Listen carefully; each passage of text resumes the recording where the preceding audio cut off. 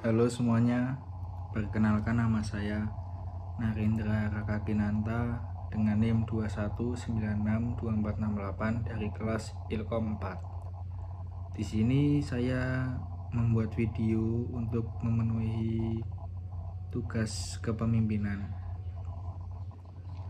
Di sini saya akan menjelaskan beberapa langkah tentang bagaimana menghadapi pandemi COVID-19 di dunia kepemimpinan. Jadi untuk bisa membina suatu pimpinan, kita sebagai pemimpin wajib mempunyai jiwa yang dapat menetapkan tujuan yang jelas serta ekspektasi yang jelas. Di masa sulit seperti COVID-19 ini, kita sebagai pemimpin dituntut untuk tetap realistis dalam menghadapi keadaan, dalam menghadapi era pandemi, supaya kita bisa memberikan feedback kepada rekan kerja kita ataupun bawahan kita. Tentunya juga sebagai pemimpin kita juga dapat memberikan peluang-peluang yang luas kepada para pekerja agar tetap bisa menghadapi era pandemi dengan lancar. Jadi melalui persepsi saya sebagai pemimpin di sini, kita harus mengkomunikasikan kinerja-kinerja yang selama ini telah dicapai, telah diberikan, walaupun ada beberapa tantangan yang harus dihadapi. Lalu yang selanjutnya mengenai dampak COVID-19 bagi perusahaan. Tentunya di sini saya sebagai pemimpin mengakui jika perusahaan akan terkena imbas dari COVID-19 ini. Salah satunya adalah kebangkrutan. Di masa sulit seperti ini, lebih banyak orang yang menghemat ekonominya, keuangannya untuk memenuhi kebutuhan yang penting saja dan mengesampingkan kebutuhan-kebutuhan yang sekiranya kurang penting. Maka dari itu, saya sebagai pemimpin di perusahaan menekankan kepada karyawan-karyawan saya bahwa di saat sulit seperti ini memang pendapatan kurang begitu lancar seperti hari-hari biasanya sebelum pandemi. Namun saya tekankan kepada para karyawan agar senantiasa sabar dalam menghadapi pandemi ini, lalu mencari celah bagaimana cara untuk menghadapi kebangkrutan seperti ini. Salah satunya dengan cara mengikuti alur yang ada dalam kehidupan manusia di masa pandemi. Selain itu, untuk menetapkan berbagai kebangkrutan ini, saya selaku pemimpin dari karyawan-karyawan juga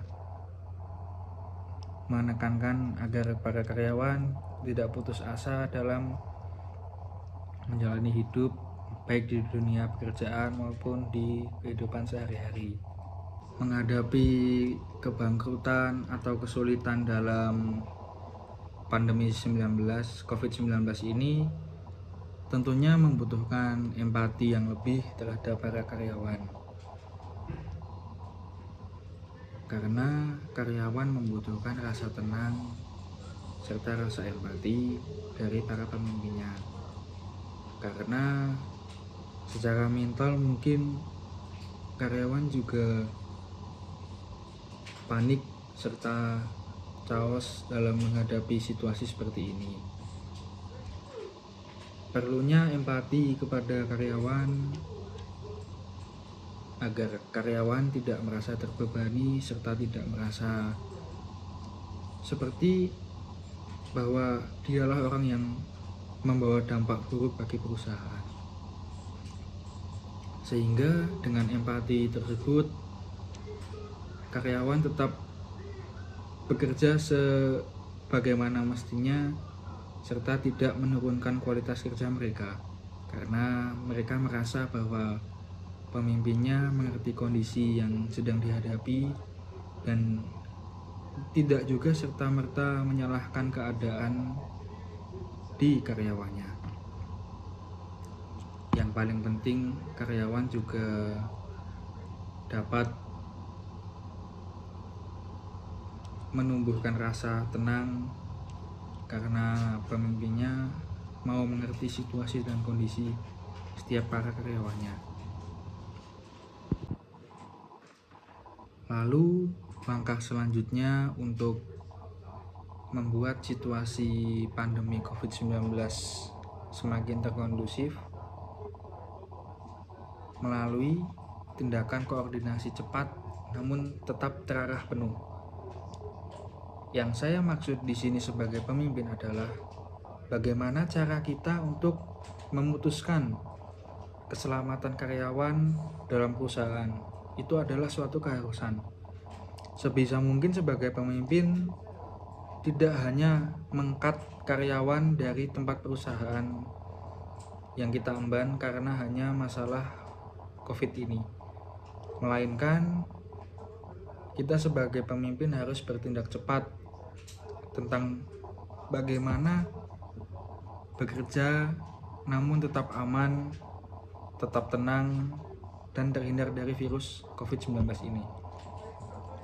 Seperti langkah-langkahnya yaitu semisal work from home yang kita embankan kepada karyawan. Dengan WFH ini, para karyawan dimaksudkan tetap bekerja selayaknya orang berlibur, bekerja di rumah, namun tetap dengan rasa penuh tanggung jawab kepada perusahaan. Namun, langkah cepat yang diambil tidak hanya serta-merta mulus seperti itu saja. Tetap menimbulkan masalah baru, yaitu rendahnya produktivitas kerja karena yang biasanya para karyawan bekerja di perusahaan dengan waktu serta aturan-aturan tertentu yang harus dihadapi.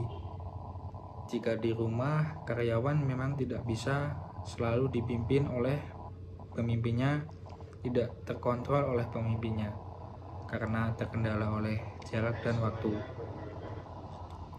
Lalu satu lagi, kebijakan WFH ini dapat membuat rasa tidak nyaman mungkin bagi sebagian orang karena mungkin merasa bosan dengan pekerjaannya atau merasa tidak siap karena mendadak menghadapi pandemi COVID-19 ini. Maka dari itu, sebagai pemimpin pentingnya kita untuk mengkoordinasi segala sesuatu dengan karyawan kita. Langkah selanjutnya yang pemimpin bisa ambil untuk mengatasi persoalan WFH para karyawan kita di rumah yaitu dengan menetapkan aturan tim. Bukan berarti bekerja di rumah bisa semaunya, bukan berarti bekerja di rumah bisa semena-mena. Kita sebagai pemimpin juga menetapkan aturan yang dibuat oleh kita para pemimpin tidak bermaksud untuk membebani para karyawan, namun lebih mengedepankan intensitas pekerjaan yang mereka emban. Beberapa contoh untuk mengatur atau mengkoordinasi para karyawan saat WFH bisa dengan melalui Google Meet, melalui Zoom, lalu mungkin menghubungi karyawan satu persatu untuk lebih dekat lagi, untuk lebih bercerita lebih dalam tentang bagaimana kondisi kehidupannya saat ini, bagaimana kondisi keluarganya saat ini, bagaimana kondisi keuangannya saat ini, apakah tetap masih aman apakah ada kendala, apakah juga ada kendala di bidang pekerjaan yang mungkin harus rehat sejenak karena mungkin tertular virus COVID-19 ini. Kita sebagai pemimpin juga harus tetap berkomunikasi melalui platform-platform media online kepada para karyawan, supaya para karyawan tidak merasa dibiarkan begitu saja oleh pemimpinnya. Akan tetapi para karyawan merasa diperhatikan oleh pemimpinnya, mendapatkan perhatian lebih dari pemimpinnya dalam masa sulit seperti ini. Mempertimbangkan keadaan para karyawan, terlebih lagi kehidupannya di saat masa sulit seperti ini, menurut saya sebagai pemimpin lebih manusiawi serta lebih penting, karena memang dalam masa seperti ini tidak ada satupun orang yang mau sebenarnya untuk kesulitan akses, kesulitan aktivitas, ataupun terkena virus COVID yang akhirnya membebani pada pekerjaan mereka masing-masing.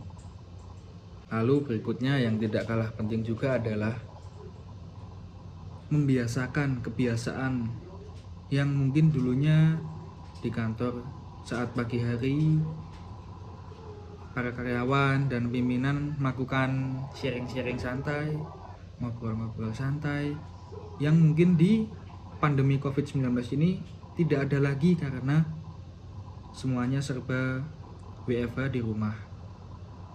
Nah, caranya untuk memulai obrolan santai pagi seperti ini, seperti membiasakan kehidupan di kantor, adalah dengan melakukan Zoom atau meeting dulu, lalu sejenak